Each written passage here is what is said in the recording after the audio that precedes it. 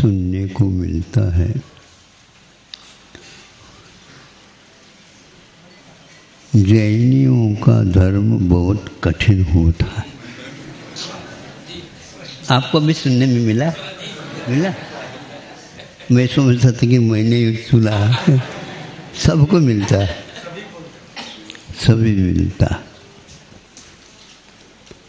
आयुर्वेद की 2 पंक्ति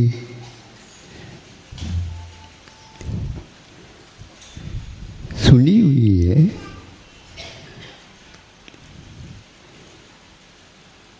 बादाम खाने से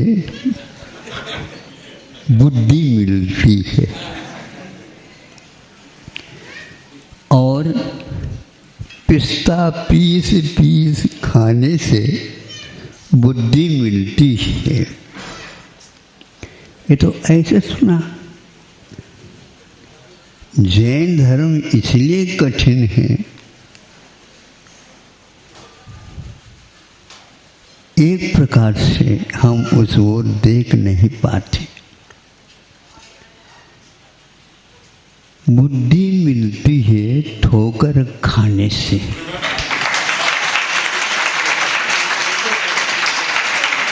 आपने सुनाया था?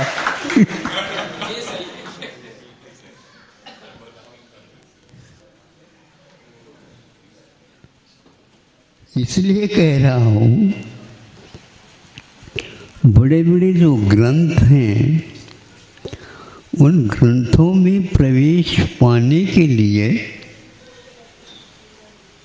आचार्यों ने सर्वप्रथम साधकों को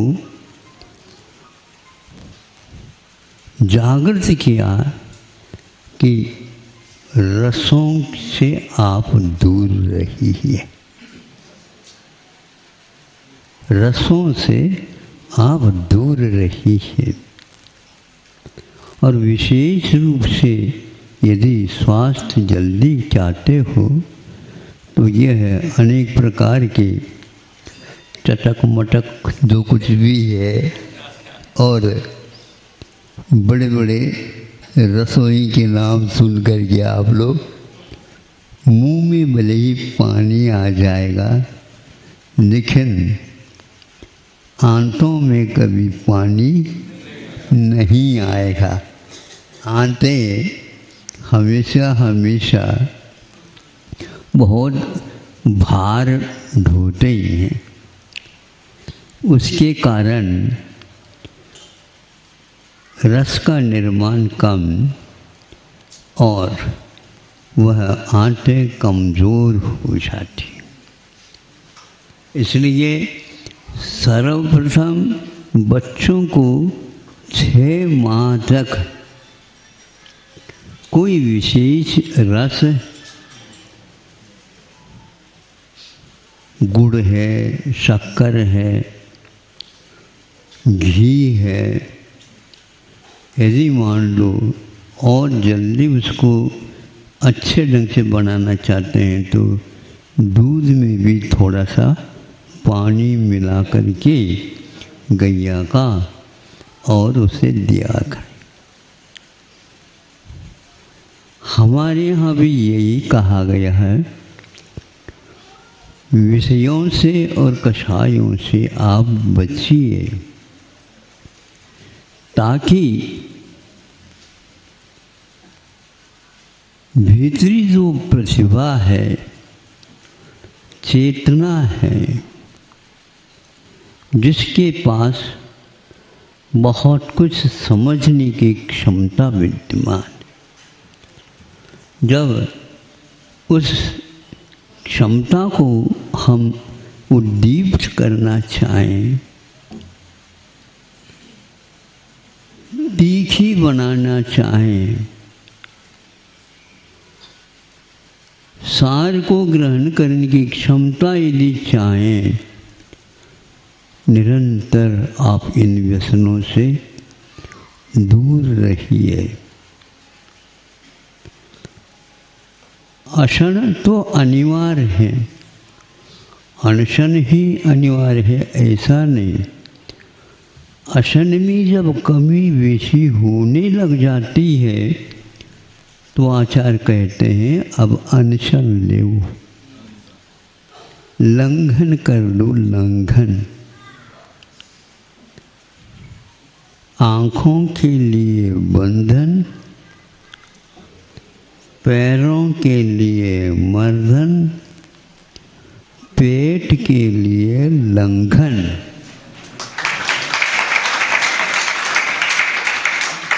जैसे आप लोग व्रत लेने के लिए तालियां बजा रही हो। सही बात है ये। और ये सारा सारा खान पान के ऊपर ही आयुर्वेद खड़ा है और मूलाचार इत्यादि कई भाग हैं उसमें, किंतु एक स्पेशल ईशना समिति, पिंड शुद्धि और एक प्रकार से त्याग, तप में भी रस परित्याग। रस क्या और रस का परित्याग क्या? दूध रस है लेकिन थोड़ा सा ले ले बाधक नहीं है। रस की यात्रा छोटे बच्चे से लेकर के बूढ़ों तक होती है और थोड़े बहुत शाम को आप दूध पानी ले सकते हो, लेकिन थोड़े बहुत ये अवश्य कहेंगे, हम थोड़े को छोड़ देंगे और बहुत को ले लेंगे। आपने तो कहा था। तो फिर हम कहना बदल देंगे, बहुत थोड़ा खाया करो। ग्राहक के अनुसार तो करना ही पड़ेगा, नहीं तो वह कमज़ोर हो जाएगा। अब समझ में आ रहा है बुद्धि क्या है, ठोकर खाने से मिलती। ठोकर किसके? मुनि महाराज को ठोकर किसको लगेंगे? ठोकर उससे लगेंगे जो आलस करता है, रसों की ओर नजर रखता है, सरलता चाहता है, कठिनाइयों से बचना चाहता है। बट कठिनाइयों से बचोगे तो पानी नहीं लगेगा। पहले ये ट्यूबवेल वगैरह नहीं होते थे। ट्यूब का अर्थ क्या होता है? पाइप। कभी इतिहास में आपने देखा पाइप को कूप कहा हो, वेल? आज ट्यूबवेल। मैं सोचता हूँ ये कौन सा विज्ञान आ गया, और 500 फीट डेप्थ में जाना पड़ता है, फिर भी पानी नहीं लगता। दक्षिण में जाओगे आप तो कूप ही खोदा जाता है, और उस कूप को 40 हाथ, पहले हाथ से चलते थे, 50 हाथ, 60 हाथ। अभी क्या कर रहे हो? कितने? बिल्कुल खड़े रह जाओ, थोड़ा सा हाथ से काम चल रहा है। और जब वह इतना नीचे चला जाता है और पाषाण खंड वह चूर चूर होकर के इधर उधर हो जाता है, तो ऐसे फव्वारा आ जाता है जैसे ऊपर तक आ जाएगा। फिर देखो कभी भी कितनी भी लू चले, जैसे गर्मी पड़े तो भी वह पानी आपको बुलाता रहता। आज दिन तो आप तो बहुत विलम्ब से आ रहे, बहुत ठंडा पानी है। जितने आप गहराई में जाएंगे तत्व का भी अभ्यास ऐसा ही होता है। एक साथ तत्व हाथ नहीं आता, किंतु तत्व के लिए तत्व कहो सत्य कहो एकार्थवाचक होता है।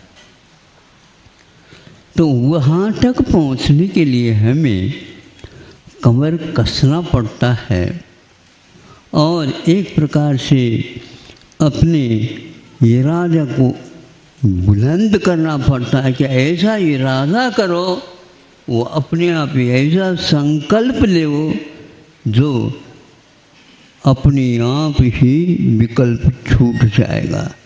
ये बार बार महाराज विकल्प होता है, हमें थोड़े से औषध दे दो। हाँ, बहुत अच्छी बात है, आपके लिए भी ये बीमारी है। हाँ महाराज, बहुत सता रही है, बहुत विकल्प होते हैं, बहुत विकल्प होते हैं, सब विकल्प शांत हो जाएगा। कैसे महाराज, आज तक तो हमने ऐसे औषधि नहीं देखा, इसलिए तो डॉक्टर लोग बहुत प्रकार के हुआ करते। क्या करना है महाराज, कुछ विकल्प नहीं करना चाहते हैं ना, एक ऐसा संकल्प ले लो, विकल्प आ ही नहीं सकता।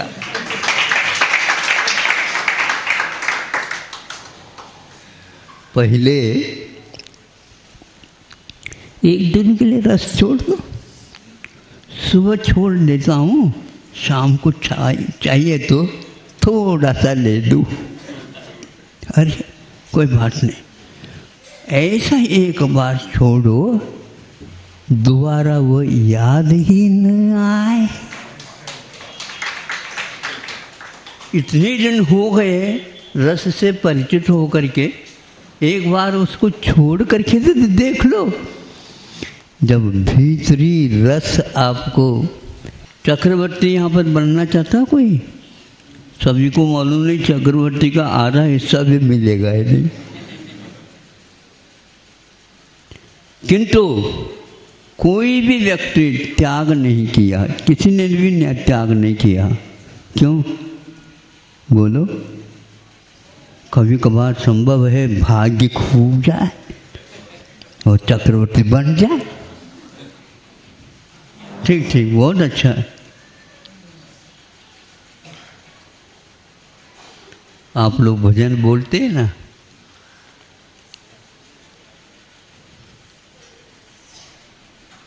स्वप्न से प्यारा,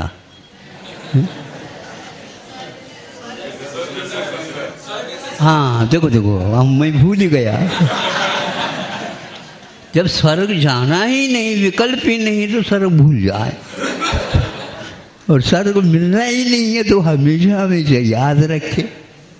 तो उस भजन में बहुत अच्छा, जिस समय हम भोजन के लिए आहार के लिए खड़े होते हैं या बैठ जाते हैं, उस समय ये सुनने को मिलता है। स्वर्ग से सुंदर, सपनों से प्यारा है गुरुवर का दरबार।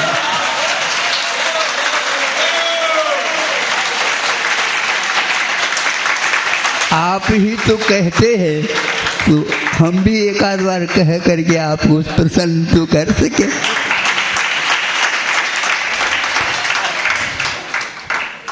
रोते क्यों आप? थोड़े बहुत प्रसन्न हुई और यहाँ का जो सारभूत तत्व है मनुष्य जीवन का, उसको प्राप्त करने का प्रयास तो करिए। जब रस परिजा करना है, एक बार गुरुजी के पास जब छोड़ा नहीं था उस समय की बात, नमक कट्टा किया, 1 दिन 2 दिन 3 दिन है, इस प्रकार गिनना चालू हो गया। ये कौन सी बीमारी है? हा? केवल 1 महीने के लिए ठान लिया, होने दो, 1 महीने पूर्ण होने दो, गुरु जी के पास जा कर के इस बीमारी को अवश्य हमेशा के लिए, गुरु जी आप ट्राई करके कहते हैं अभ्यास हो जाए, अभ्यास हो जाए। 1 महीने का अभ्यास तो हो गया, लेकिन अभ्यास में नंबर अंक जो है बहुत कम आ गए। बार बार यीशु को याद कर लेता, अब जीवन पर्यंत वही याद नहीं करूँगा। या जब समय सार में कह दिया है मैं खा ही नहीं सकता, तो खाने को याद क्यों कर? रस पुद्गल का है, गंध पुद्गल का है, स्पर्श पुद्गल का है, स्मरण भी प्राय पुद्गल का है। चाहे मरण हो चाहे जन्म हो, वह सब पुद्गल के हो रहे हैं। इसलिए जो मन चाहता है उसको नहीं देना, और क्या होता है मन में इसका अध्ययन करना। होता कुछ नहीं, होता कुछ नहीं, लेकिन हमारा ये क्या कहें, कितने कहें, कहते कहते हुए भी वह छूट नहीं सकता, क्योंकि एक बार आस्था खड़ी हो जाए, ये हमारी आस्था है, असंख्यात गुणी कर्म की निर्जरा करना है, बस जीवन पर्यंत। और यहाँ तक कि आ जाए आप लोगों के हाथ से चटक करके, नहीं, हम अंतराय करेंगे। देखो ये क्या है, ब्रेक लगा दिया। ब्रेक लगना चाहिए, या तो गाड़ी को ब्रेक ही नहीं लगाना चाहिए, चलने दो, भागने दो। ये हम बिना मतलब ही संकल्प विकल्प करते रहते हैं, चाहे अशुभ हो चाहे शुभ हो, शब्द हो या और दूसरी वस्तु हो, सारे के सारे पुद्गल की पर्याय, पुद्गल का परिवार, पुद्गल की ही सारी यह पर्याय हैं। इसमें कहीं भी आत्मा का तत्व नहीं है। यदि है तो उसको जानने की जो कोई तत्व है वही आत्म तत्व है, और जानने को छोड़ करके जो कुछ भी है वो सब पुद्गल के तत्व है। बहुत जल्दी हमारा यह पाठ्यक्रम प्रारंभ होता है, फिर पूछने की बात ही नहीं होती। अनंतों बार जब चक चुका है, दांत वगैरह थक चुके हैं, जीव भी पूछो अभी मैं बूढ़ी नहीं हुई हूँ, तुम्हें बूढ़े करके ही हम रहेंगे, और ऐसा संकल्प लेंगे कि अगले जीवन में भी भगवान इसको मैं, क्योंकि मुनि बन करके तो जाना है, ऐसे ही ये कभी मुझे याद ही नहीं कर सके।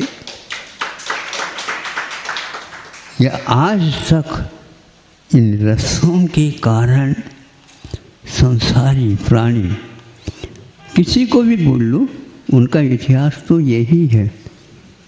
बोले आप उसको छुपाना चाहो, छुप नहीं सकता। उसी के कारण, इसी बीमारी के कारण पहले उन्होंने कहा, कुंद ने, रसान देखो, रस तो ये देंगे, अच्छे अच्छे चीज़ स्वयं खाएंगे, महाराज जी का तप भी बहुत अच्छा हो जाए। इधर तो प्रशिक्षण हम ये दे रहे हैं, और इधर क्या दे रहे हैं इन लोगों को, रसान देखो।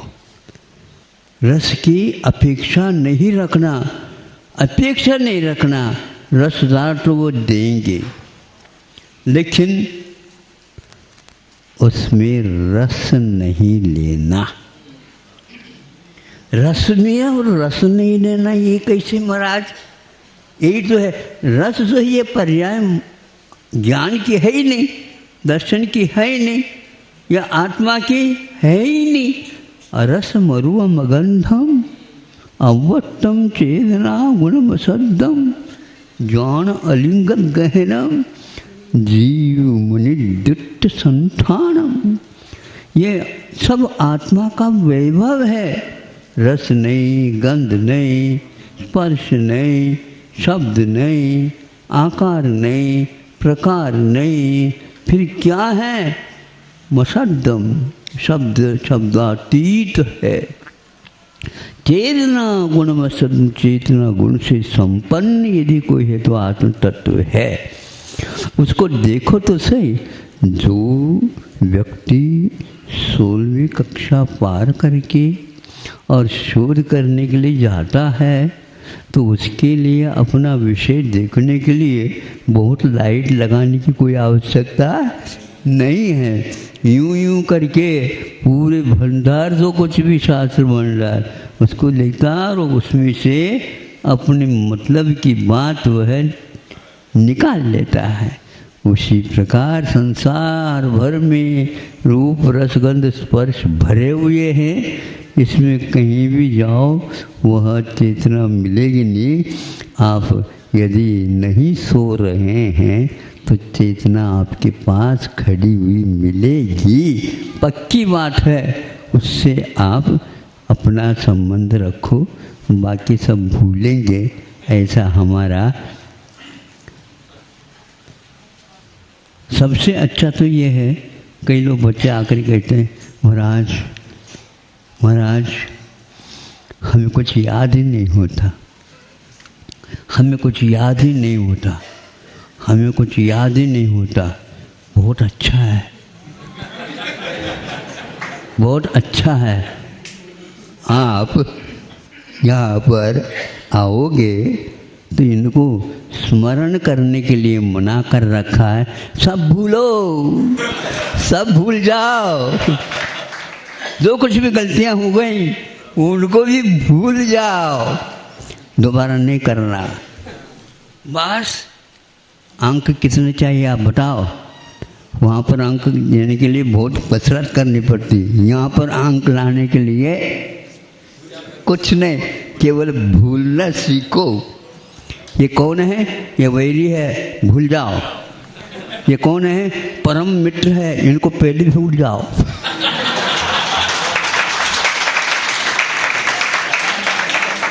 नहीं तो निश्चित रूप से सल्लेखना बिगड़ जाएगी। समझ में आ गए ना? इतना पर्याप्त है। अहिंसा परमो धर्म की